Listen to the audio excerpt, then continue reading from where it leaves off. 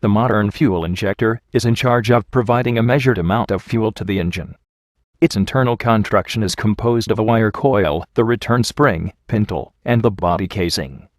The coil creates the magnetic field. The spring returns the pintle to its closed position.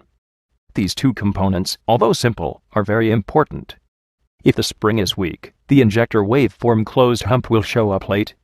If the pintle channel is clogged, the open waveform current hump will also show up on the waveform. The oscilloscope test is the fastest way to determine a possible injector problem. Use the ADP scope 1 to capture the waveform and analyze it. Don't forget to finalize your measurements with an actual manual injector leak-down procedure. All fuel injectors have 2 pins and are permanently connected to battery power through a relay. The ECM or the ignition switch may actuate the relay. On a Dodge, the ECM actuates the ASD relay, which feeds the injectors. The other side of the injector is connected to the ACM, which provides a pulsing ground to the injector. The rule of thumb is, at idle, a 3.5 to 5.9 millisecond pulse is seen. The general shape of the injector waveform is also very important. A fast way to test the ECM injector circuit, or driver, is to connect a small dome lamp bulb to the injector circuit.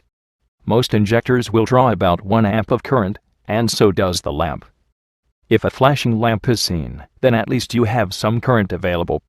A resistance test is good to know if a unit is in open circuit, but not reliable to determine if the injector is operating correctly. To test the power feed side, rig a headlamp which draws about 6 amps and connect between battery negative and injector power feed. With key on, engine off, you should see a bright headlight. This verifies proper power feed. If you get an OVD2 injector open code P0200 to P0212, do as follows. The ECM always monitors the injector wire. 12 volts flow from the battery to the relay and through the injector. It then returns through the injector coil to the ECM wire. If 12 volts is not present at the ECM wire, then it knows that either the connector is disconnected, the wire is broken, or the injector coil is also broken.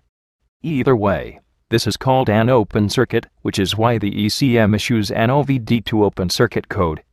So, injector open means that the return voltage is missing.